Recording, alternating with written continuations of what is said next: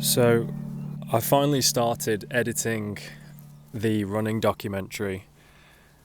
I think I was I know I was quite scared of it. You know, I spent all this time planning it, filming it, trying to get the most out of the experience as possible. And I knew in the back of my head that it was going to be like a huge task to then edit the thing. And so I've been avoiding it. Well, I was avoiding it. It's a bit of a daunting feeling to actually sit down, open up the editing software and start to, organize files, which I did. I did that pretty early on. Got everything into different files. There's so much footage, but then eventually, you're inevitably getting closer and closer to having to sit down and look at an empty timeline and edit the damn thing, and a couple of times I did sit like staring at an empty timeline, like where do I even start? Even though I had loads of pre-production that went into it, so I kind of knew where I wanted to start. I don't know, there's something about the first clip that enters the timeline. It's like, right, we're in it, let's go. And yeah, it is the biggest project that I've taken on. I've done some bigger, I've done some smaller solo projects, but in terms of like someone else is actually involved in this project, it's just so much footage. I care about this project a lot more than my usual like normal uploads, so I think that has a massive part as to why it was very intimidating to actually start the project. And I actually ran into an interesting issue. So a lot of my inspiration for doing these short documentaries, other than the fact to get more creative clients, was a lot of the inspiration came from, I've mentioned him in the previous video, but Danny Gevirtz and others, their short documentary. Like, I really love Yeti documentaries. I know they're made from different DPs and directors that make them, but Danny Gevirtz's short documentaries, really like that style.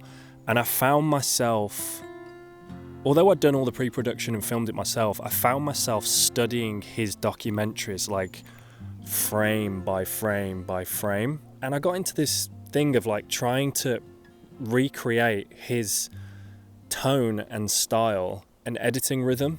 And like really, I've started to notice, I'm like halfway through the project now. I started to feel like I was recreating his voice in a way and not discovering my own creative voice naturally.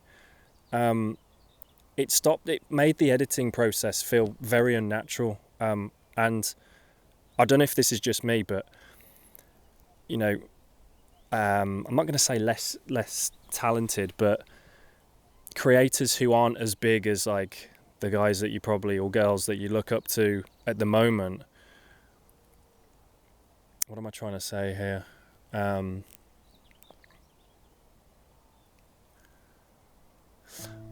Basically, I'm trying to say, like, I don't know if this is just me, but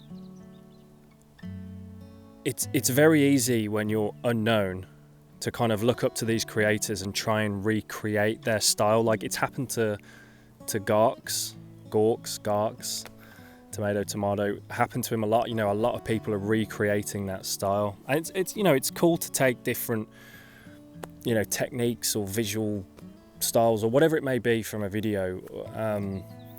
But yeah, for me, studying frame by frame, trying to kind of Frankenstein my own version, I started to realize, like, what am I doing? I'm not even being creative here, and I know I can be, but I think that was feeding into the pressure of wanting to make it good and being scared of attempting it because it's such a big project, I think I was like, oh, if I lean on Danny Gevirtz a little bit and look what he's doing and stuff like that. But you know, there's a line that I think I started to cross, where I was like, you know, not copying, but like really kind of trying to match the pace and things like that. So, but a positive that came from it actually was because I studied his work and, you know, still continue to, and other creators that I look up to, I really actually learned a lot, you know, going through frame by frame of some of his documentaries to actually break down how these people, like, you know, deal with pacing, imagery, like why this shot, why did this shot last this many frames versus the other shot, you know, being a lot shorter. So it really did help me in a way that I didn't expect. It really helped me in a way of to really break down like a video and see, you know, why they made specific choices. So, you know, I was literally like looking and watching these videos under a microscope and taking bits of information of why they made specific choices. And yeah, I guess it's just that experience has made me start to trust my own process. Like sometimes projects only become clear whilst making them and trusting the process. You can't force originality. So I've really been just trusting my own, you know, creative intention and choices and trusting that process. And, you know, really like your own style probably just comes from making things over and over again, and that's how your voice develops. You know, you can take inspiration from other people and other creators, but when it comes to the creating part, that should be left for yourself. And I guess, you know, it all like kind of links back to like my previous video about perfection. It's all interwoven. Yeah, you know, trust the process. Perfection still gets me as well. You know, I'm filming here. There's a sunset behind me, and it's like I know my skin tones aren't, you know, in the green, or my shadows are probably dropping now because the sun is dropping as well. The sky was clipping. Like ideally I would have put a light somewhere to kind of light the skin up, but I don't. I have lights, but they're just they're plug in. So down the line I'll have to do that. Maybe finding your style is probably trusting yourself enough to make the thing and keep doing it. I think I just need to stop trying to control every single part of it and just trust and see where it goes, you know.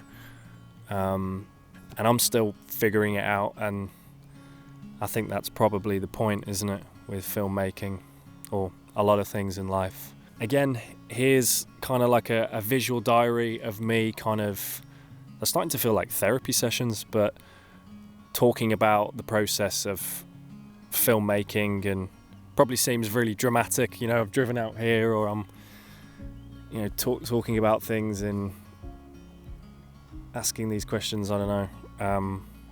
But yeah, I like making them, and when this documentary drops, I'm going to make a video on all the gear that I used to make the documentary, from pre-production to production to post-production.